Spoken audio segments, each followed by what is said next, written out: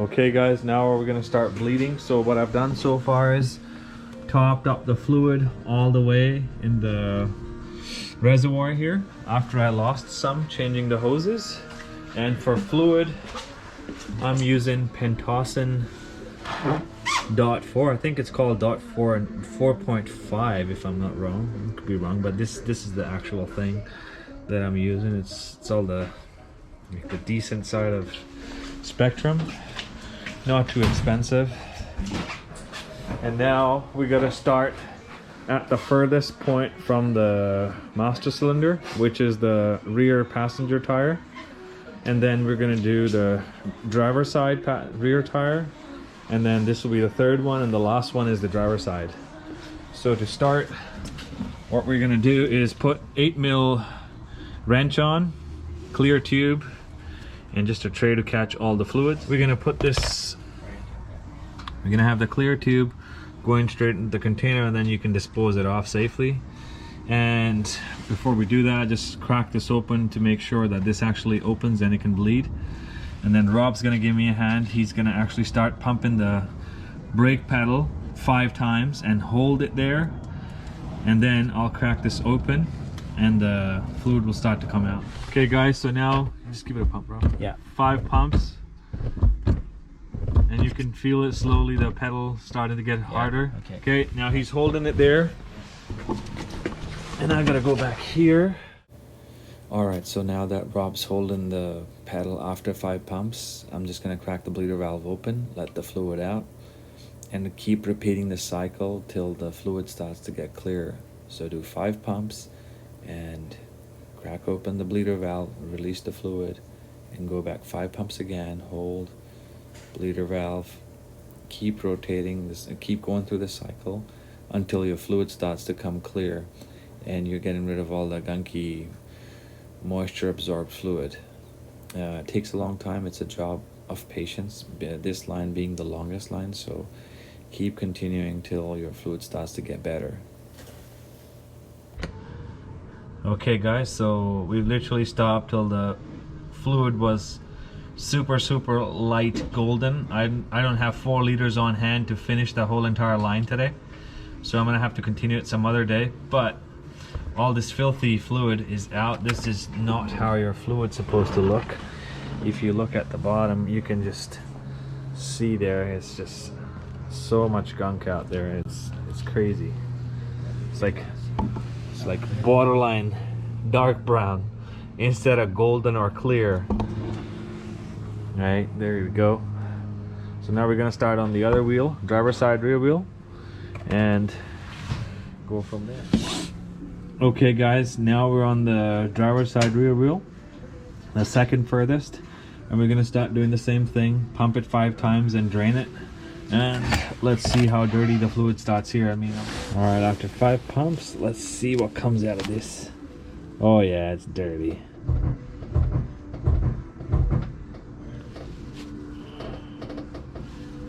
Okay, go.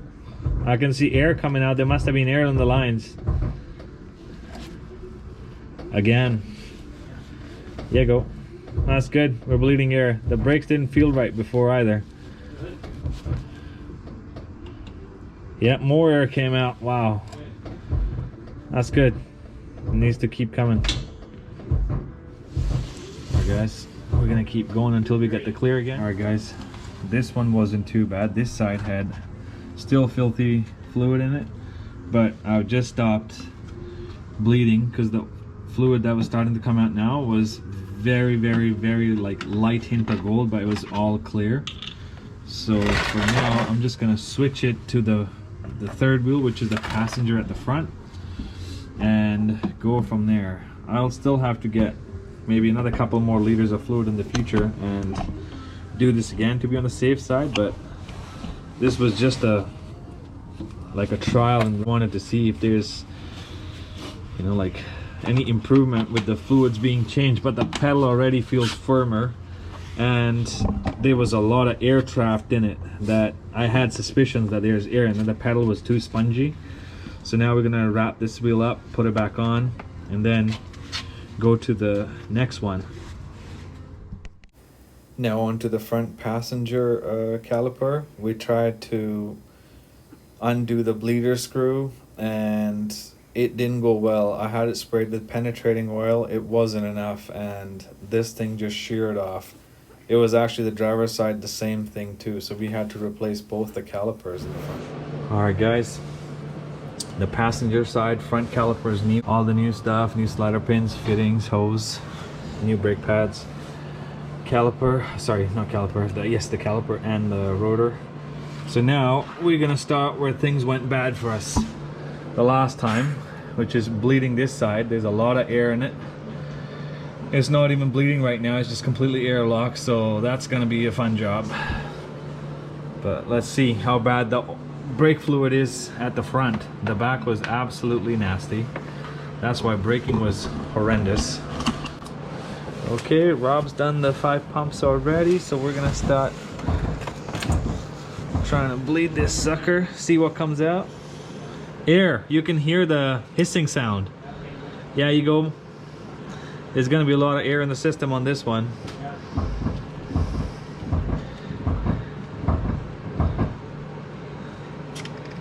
Oh, fluid came with lots of air. Okay, pump. More air, lots of air. Yeah, that's what we want. Air getting out.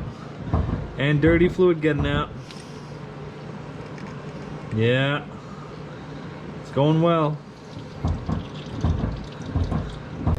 Yeah, okay guys, it's time to check the level now because we're going through quite a few bit of brake fluid, pretty fast pace.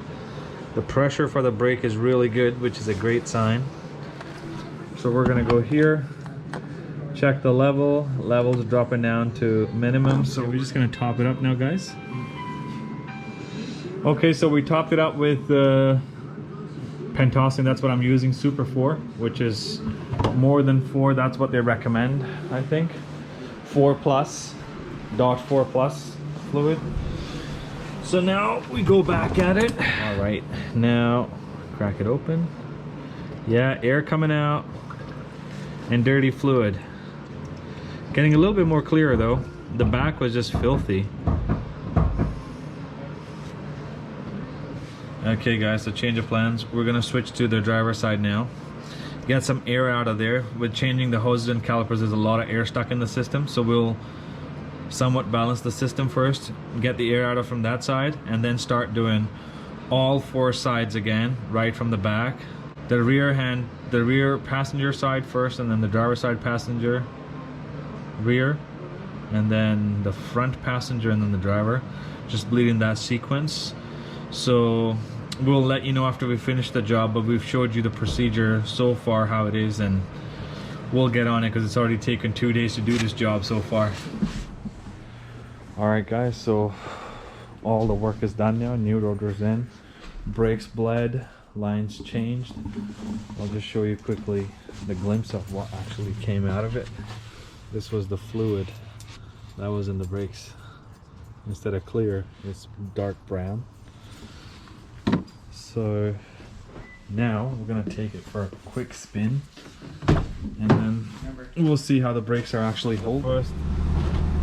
All right guys, the first impressions, the brakes feel really solid. The reaction of the pedal is way better. It's actually a lot stiffer. Works a charm. You just push it, it just drops on a dime. But remember, after changing all the brake pads and rotors, you got to break them in. You got to let it go through the heat cycle. It has to be done slowly, but the braking is night and day difference now. A lot better.